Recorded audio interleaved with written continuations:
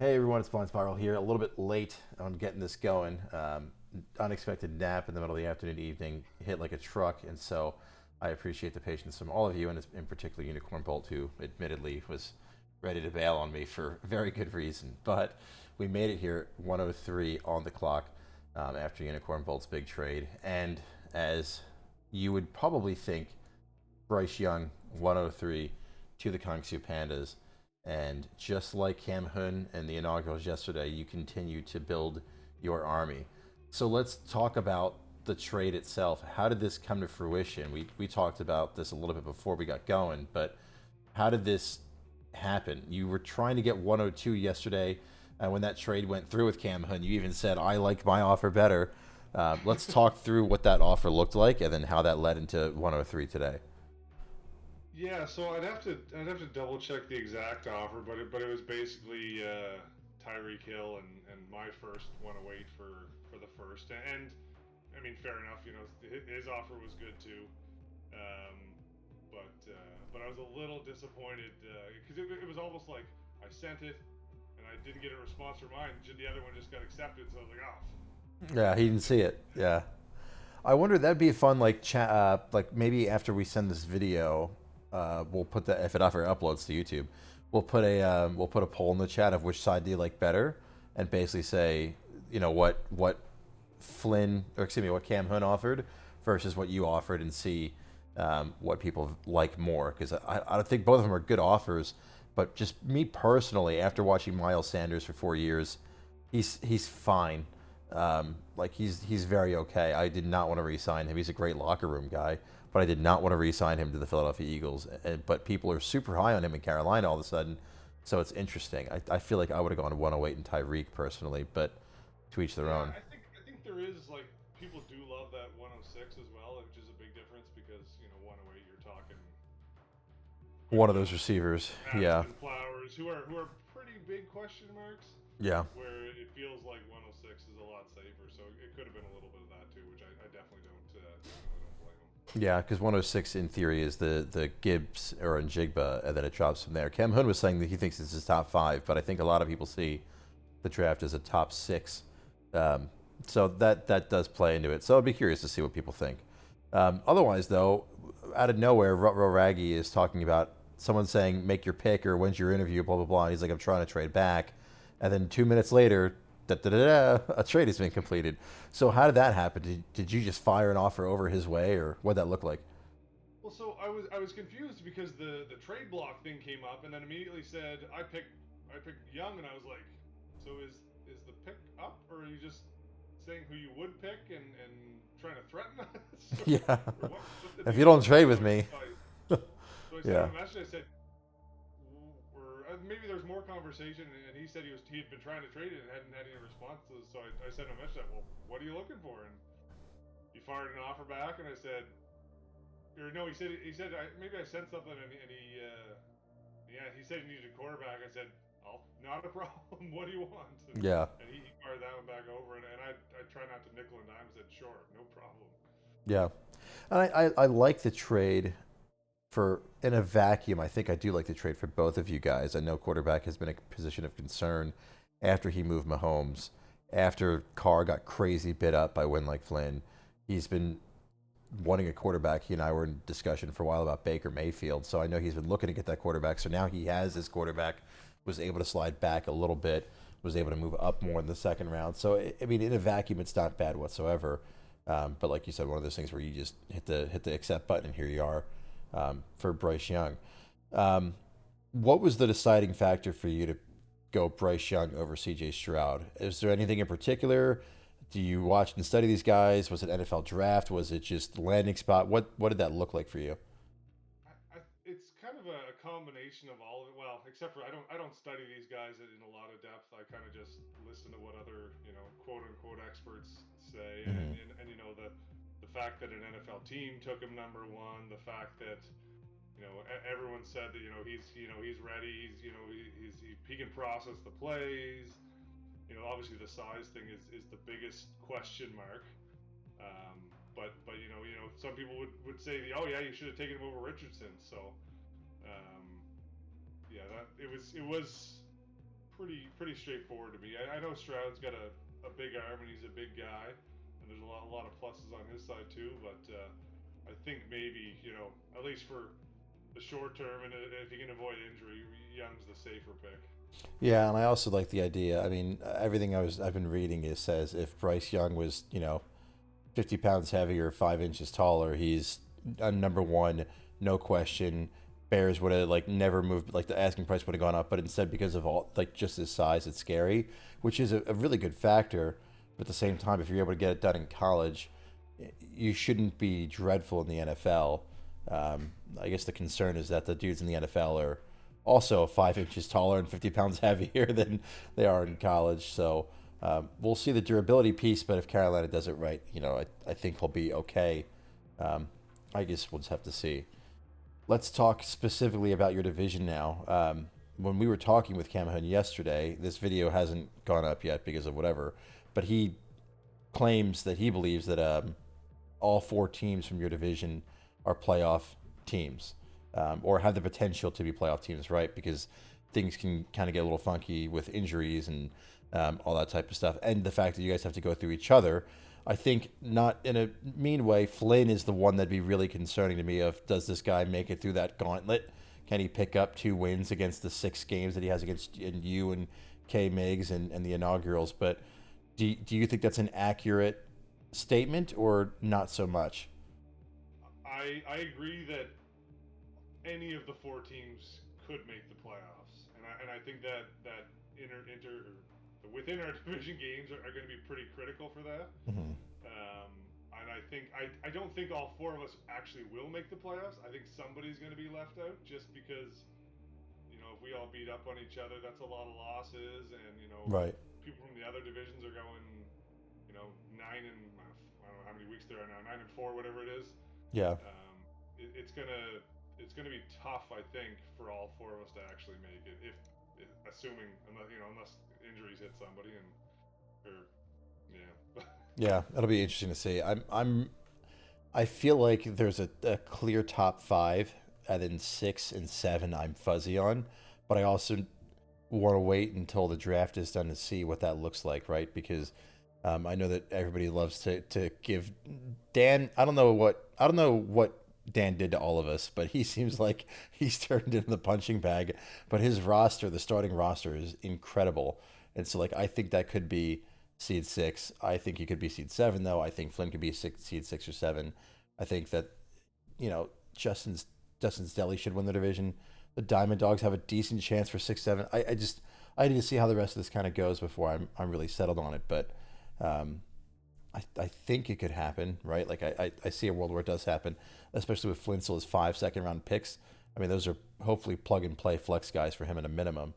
But yeah, I have no idea. It'll be really interesting. Um, is there any concern for you specifically that your roster is not old by any means, but older? So there's a fine balance, right? So redraft, it doesn't matter how old people are, because your 30-some-year-old running back still incredible. Like, see Derrick Henry, right? And then in true dynasty format, there's the other side of that coin, which is Derrick Henry's 28. It's only a matter of time until he falls off a cliff. Sell him while I can. But we're kind of in that awkward limbo of, yeah, age is important, but I also just don't have to sign the guy or pay him the money. So when you look at your roster, you've got Nick Chubb and Josh Jacobs, who aren't old, but they're towards the upper of running backs, I guess. I don't know what the right word would be. Tyreek Hill's on the older side. Geno Smith is obviously older. Alvin Kamara is older. Is that a voice in the back of your head at all, or are you like, hey, I'm just gonna win now and we'll figure that out next year? Yeah, so that was one of the reasons I made that, or was trying to move up to try to get one of these quarterbacks. You know, is to get a little bit younger. There's no, like, I don't need them to be good this year. I've got Lamar and Geno, and if they assume they should be starting presumably Right. most of the year. So I will at least have a third quarterback if needed or if someone gets hurt. But he doesn't have to be an all-star for him to be kind of helpful to me this year, and hopefully that's better going forward. As far as by the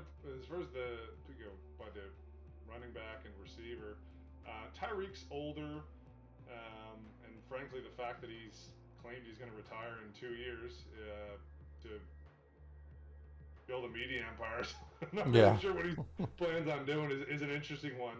But the rest of my, I've got Pittman and Metcalf and McLaurin who are young enough. Right. And like you say, things turn over so quickly that 3 years from now, probably only one of them will be on my roster. And at running back, Chubb and Kamara are older. I think Chubb could have a great year this year. I haven't been able to give Kamara away. I basically would have to pay someone to take him at this point. So Yeah. he's probably just going to stay on my roster because obviously he's got a bit of a cap hit next year. But I've got Rashad White and Cook in there, Yeah. hopefully to backfill for those guys after that. So I feel like I've got the depth and well, even Jacobs, he's actually only 25 years old, which is Yeah. kind of surprising to people. He's like, wait, what? He's been in the league for 4 or Yeah, 5 5 years. years. Yeah, but he's a stud. But yeah, I do love that you, to your point, Rashad White and James Cook are sitting right there on the bench.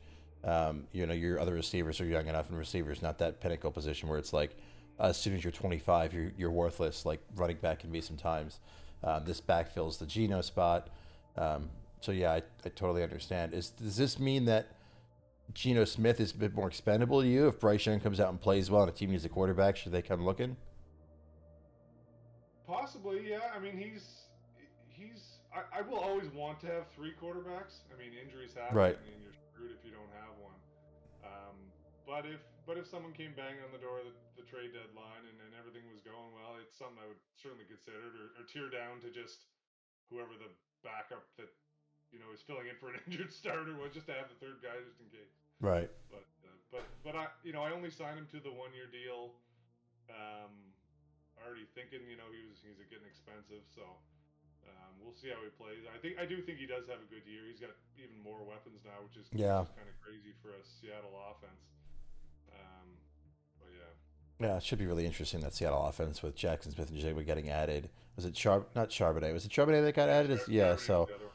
yeah. So I mean, plenty of power in that offense. You just wonder how many mouths they can feed, and is this the end for Tyler Lockett or DK Metcalf? Probably Lockett because he's older. But Lockett also keeps just putting up seasons and doesn't get the respect it feels like sometimes. But here we are. We'll see how that goes. Um, Two more things for you. I guess open plug for you here on Kamara. I mean, you and I talked very briefly, and then I realized the cap hit and was like, maybe not.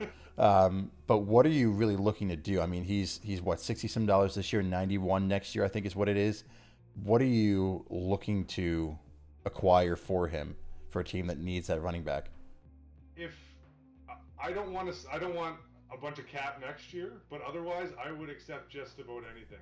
I was trying to convince Codes of a Kamara for Leonard Fournette swap, and he would not accept it because of the cap hit next year. Yeah. So, Is it something where you would consider paying some of the cap to kind of get that out of the way, or not so much? And that's I more would just have curious, to, but yeah. So I mean, the backup plan is to keep him this year, and maybe he still serves his suspension, whatever it is, and is still his old self. And then maybe I look to find a way to keep him. Otherwise, maybe I just cut him in the off season and take half the cap hit. yeah. So obviously I wouldn't do it. That would be like the most amount I would take on, and even that doesn't really make a lot of sense. So.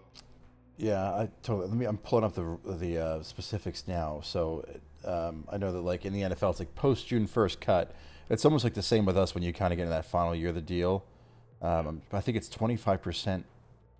Let me see. I'm trying to pull that number up.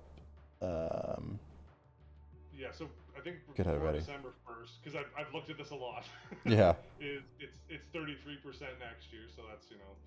So if it's terrible this year, then he'll probably get cut before December 1st. If he's useful, then I'll probably hang on for the extra few dollars it costs. And just see what it looks like. Yeah. Proven players from your roster. $51. Okay. Yeah. So so if you got rid of him next year, half his cap would be dead cap for next year, or you could split it up over 33% for 2 years. Yeah. Oh yeah. So that's not I super forgot exciting. that option too. Okay. Or you cut him this year and it's 33%. If you cut him before December 1st this year, 50% dead cap this year, 33% dead cap next year. So Yeah, you've got some choices to make, but that also means that if a team needs a running back late in the season and they're willing to pay for it to make that push, it's he's here, please take him. Yeah, So and that's and as much as I've really like tried to give him away, also I mean he could be a league winner like, down the yeah, stretch. I mean you might not want his cap next year, but you know he's got the ability to do it. yeah, no, he's shown that plenty of times. It's just really the cap. That's such a new, interesting level that our league adds in for sure. Last thing I've got for you. Any final thoughts that you have? Anything you want to go over, talk about, discuss, plug, shout out, anything like that? Final thoughts? I just think that the talk of there only being two contenders is just offensive. Like there's at least 7 teams, if not 8 teams, that I think have legitimate shots to win it all. I know Dan's been catching strays, but that starting lineup, like you said, is that's solid. If he can stay healthy, Yeah. which happens every once in a while, you know, that's a good team too. So um, I think it'll be really interesting, and it'll probably be a mess all year long, like it was last year. Yeah, more than likely. So fill in the blank. This is something we're doing, or I decided I'm going to do for every single team. Every single team gets a different fill in the blank question. So fill in the, and this piggybacks right off of what you were saying, so it works out nicely. Fill in the blank. The most underrated team so far this year is blank. Oh my goodness, the most underrated team. Because to your point, like I feel like, and look, as much as I love the attention, everybody's like, "Oh, Allen Mahomes, he's a contender." Like Codes is the one thumping that drum, and it's great because I'm going from by far the worst to, hey, people peg me as the best, and people talk about. We looked at the screenshots today. There's K Migs. We talked about the inaugurals with the repeat, but that doesn't take into account the Pandas, Win Lake Flynn, Dan Flashes, all these other teams who still have picks and still have room to grow. Raggy's competing. Um, there's other teams that exist. Is there a team that you think, even if you don't think they won at all, is there a team that you think is just super underrated? Um, I think I think if Codes wanted to, I think his team could compete this year. He's got the cap space. He's got 5 or 6 top tier players, and if he wanted, you know, me giving him like taking these players that people are trying to get rid of a little cap on and run with them, I he could easily be a solid contender. It sounds like he's waffling on whether he wants to buy or sell. Yeah, But he's got the pieces if he wants to, and otherwise, like I said, Dan, like that's a good team. I'm not saying either of those guys would definitely win it all or even close to the favorites, but I just think they're solid teams. Now Dan's got a little more stuck with the cap room and not really being able to get anybody else right. unless he makes a deal. But yeah, and then you know the Ryan Leaf division everyone talks about, so we're kind of not really underdogs, but just kind of beating each other up. Yeah, whoever emerges losing the least amount of blood wins. Basically, Yeah, is basically. how your division goes. So realignment after next year. Be excited. Um, all right, so that's going to do it for us. Appreciate you again, Unicorn, for taking the time to come talk. And 103, Bryce Young, congratulations, and we will talk soon. I'm excited. Let's keep it going. Yeah, amen.